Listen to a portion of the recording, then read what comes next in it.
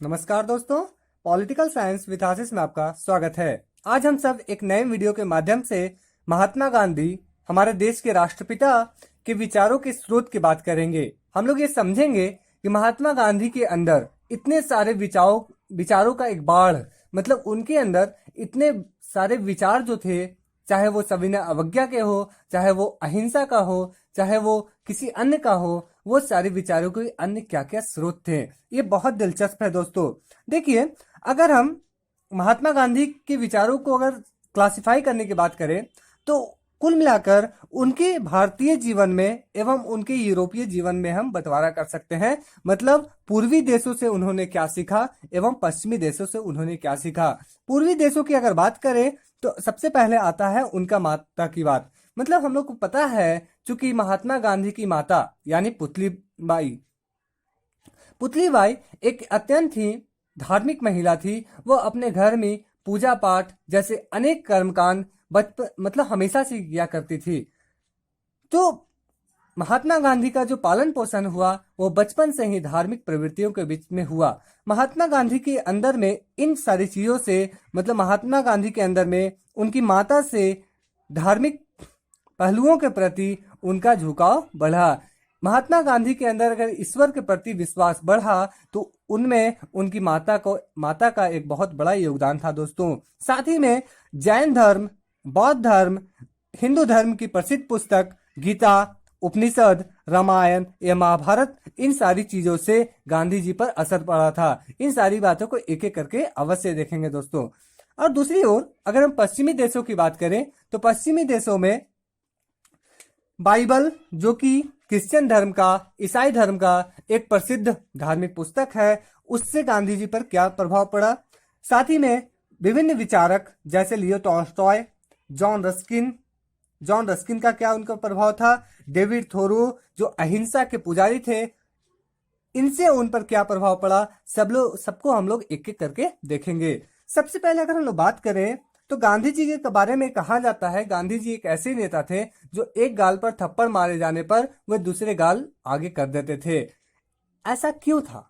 क्योंकि गांधी जी को यह लगता था, उनमें विश्वास था कि अगर हमारे ऊपर कोई हिंसक प्रभाव डाल रहा है, हिंसक चोट पहुंचा रहा है, तो हम उस व्यक्ति को अहिंसक मार्गों के द्वारा भी हराया जा सकता है। उनमें खुद में ये जागृति उत्पन्न किया जा सकता है कि आप जैसे कर रहे हो वो गलत है। तो इस तरह से जो पैसिव रेसिस्टेंस यानी कि अहिंसक प्रतिकार, किसी भी जवाब का उल्टा हम अहिंसक मार्गों से दिया जा सकता है, ये विचार गांधी जी के अंदर में आई कहाँ से थी। तो इस विचार का जो स्रोत था वो एक गुजराती कविता से थी। गुजराती कविता जो श्यामल भट्ट के द्वारा लिखी गई थी दोस्तों। इसमें उन्होंने क्या बताया?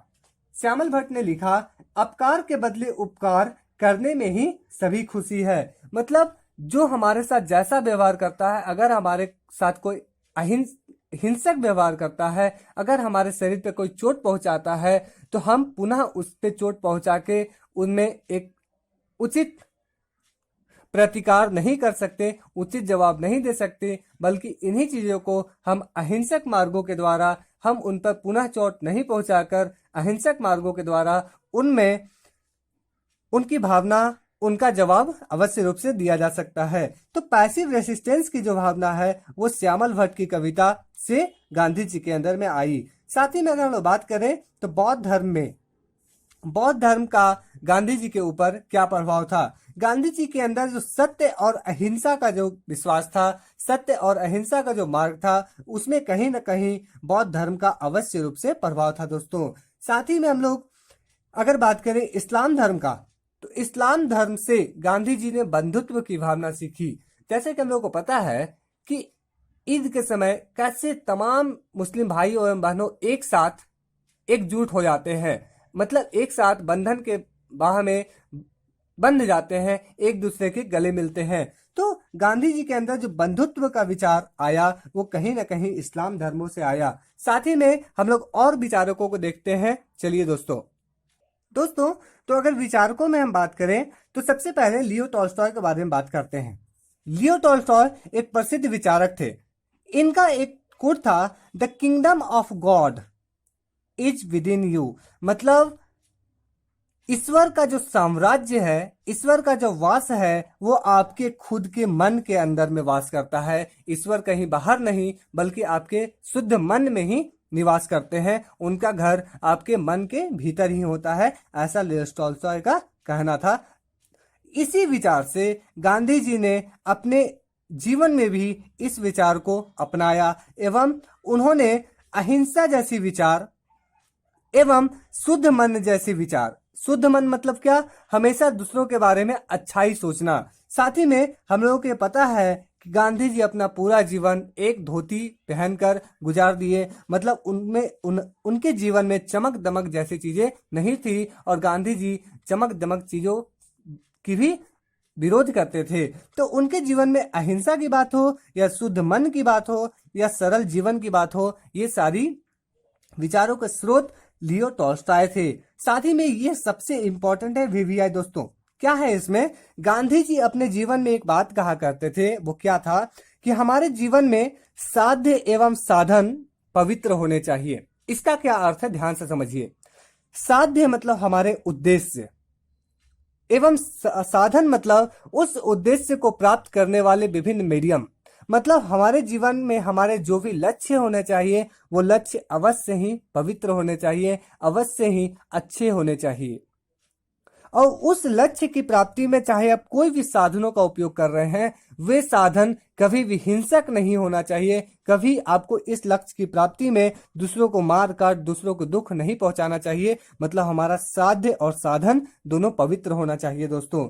इसके बाद हम लोग समझते हैं कि जॉन रस्किन का गांधी जी पर क्या प्रभाव था। दोस्तों, गांधी जी ने सन 1896 ईस्वी में अपने मित्र पोलक के द्वारा दिया गया एक पुस्तक अनटू द लास्ट एक पुस्तक था जो जॉन रस्किन के द्वारा लिखा गया था। दोस्तों, यह पुस्तक गांधी जी को 1896 ईस्वी में उनके मित्र पोलक के द्वारा दिया गया था। गांधी जी ने जब इस पुस्तक को पढ़ा, कौन सी पुस्तक, अनटू द लास्ट पुस्तक को पढ़ा, इस पुस्तक से उन्होंने अपने जीवन में काफी सारी चीजें सीखी।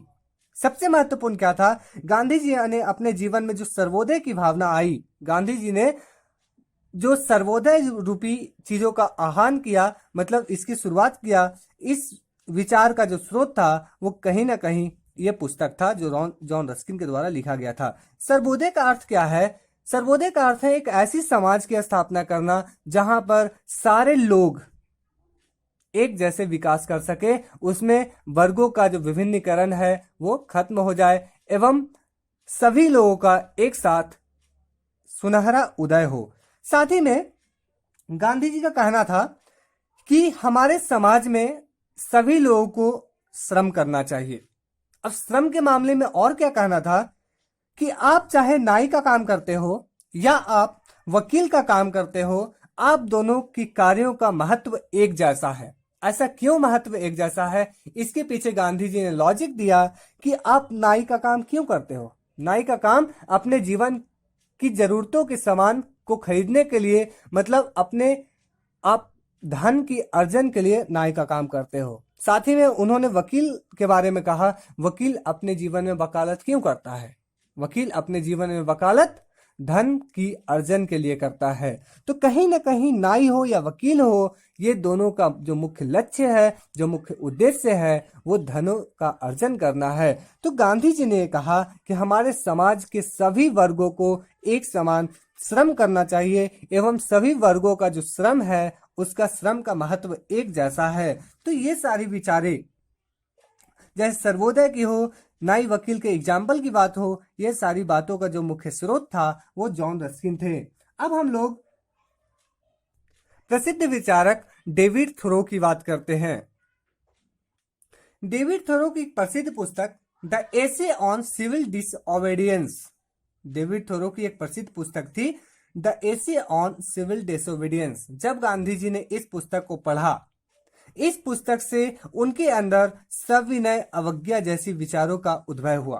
कहने का मतलब यह है कि गांधी जी ने भारतीय स्वतंत्रता संग्राम में जो 1930 से 31, मतलब जब सविनय अवज्ञा आंदोलन चलाया, उस सविनय अवज्ञा आंदोलन का जो मूल स्रोत था वो डेविड थोरो के द्वारा रचित पुस्तक the essay on civil disobedience ही था दोस्तों। तो इस तरह से हम लोगों ने देखा कि गांधी जी कैसे अपने जीवन में थोरो, रस्किन, टॉल्स्टॉय, अपनी माता, जैन धर्म, बौद्ध धर्म एवं साथ ही साथ गीता, रामायण, महाभारत से कैसे उन्होंने प्रभावित हुआ। अब हम लोग बात करते हैं गीता उपनिषद से उन्होंने क्या सीखा। हमारे अगर हिंदू समाज की धार्मिक पुस्तकों की बात करें, गीता, रामायण, उपनिषद, इन सारी पुस्तकों में सामाजिक, आर्थिक एवं राजनीतिक न्याय, क्या दोस्तों, सामाजिक, आर्थिक एवं राजनीतिक न्याय, इन पहलुओं को लेकर एक महत्वपूर्ण बातें इन सारी पुस्तकों में, चाहे वो गीता हो, रामायण हो या महाभारत में लिखी गई है। तो कुल मिलाकर ये कहा जा सकता है कि सामाजिक आर्थिक न्याय रूपी जो भावना का जो स्रोत था वो कहीं ना कहीं धार्मिक पुस्तक एवं ये सारी पुस्तकें थी। तो इस प्रकार हम कह सकते हैं कि गांधी जी अपने जीवन में एक महापुरुष के तौर पे उभरे। आज उन्हें भारत में राष्ट्रपिता कहकर संबोधित किया जाता है। कारण यही है कि उन्होंने अपने जीवन में अनेक लोगों से मिला, जहां से उन्हें जो अच्छा लगा उसे अडॉप्ट किया, उसे अपने जीवन में उतार लिया। ठीक हम लोग को भी अपने जीवन में यही करना चाहिए। जिन व्यक्ति में हमें कुछ अच्छाई दिखे उन चीजों को हम लोग को तुरंत अपने जीवन में उतार लेना चाहिए। तो गांधी जी के विचारों के स्रोत के बारे में हमने उचित बात की। उम्मीद है दोस्तों आपको ये सारी बातें बहुत अच्छे से समझ में आई होगी। अगर आपको ये सारी बातें समझ में आई तो अपने दोस्तों के साथ अवश्य शेयर करें। फिर मिलते हैं नेक्स्ट वीडियो में, तब तक के लिए धन्यवाद। जय हिंद।